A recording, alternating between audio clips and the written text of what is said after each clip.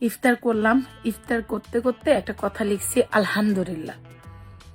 এখন আলহামদুলিল্লাহ লেখার পরে আসলে আমি হচ্ছে তুরুল্লা বুঝছেন, মানে আমার পেটে বাচ্চা। আপনারা কিছু কিছু আফু ভাইয়া লিখতেছেন বাংলাদেশ থেকে আসছেন, এখনো তো 20 দিনও হয় নাই, পেটে বাচ্চা কেমনে চলে আসলো।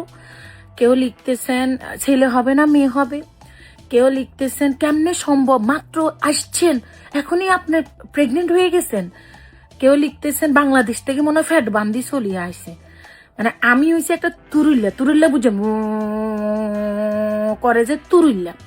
আমি আপনাদের মাথার মধ্যে এমন ভাবে সেট হয়ে গেছি, মানে আলহামদুলিল্লাহ লিখছি এর জন্য আপনারা আবিষ্কার করছেন বাংলাদেশ থেকে আমি আসছি, মাত্র 20 দিন হয়েছে।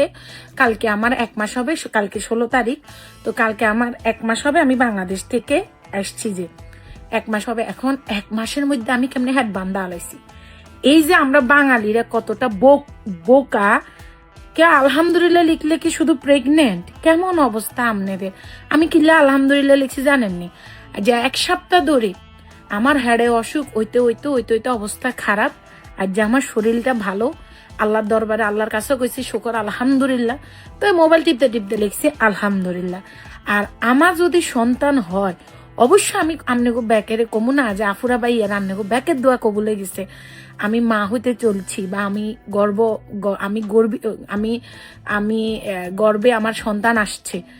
তো এই যে দেখেন আপনাদের বাঙালি, আমরা বাঙালিদের কত কিউরিসিটি, বাংলাদেশে গেছে 20 দিন হয়েছে কেমনে হ্যাট হয়ে গেল, মানে আপনারা পারেনও।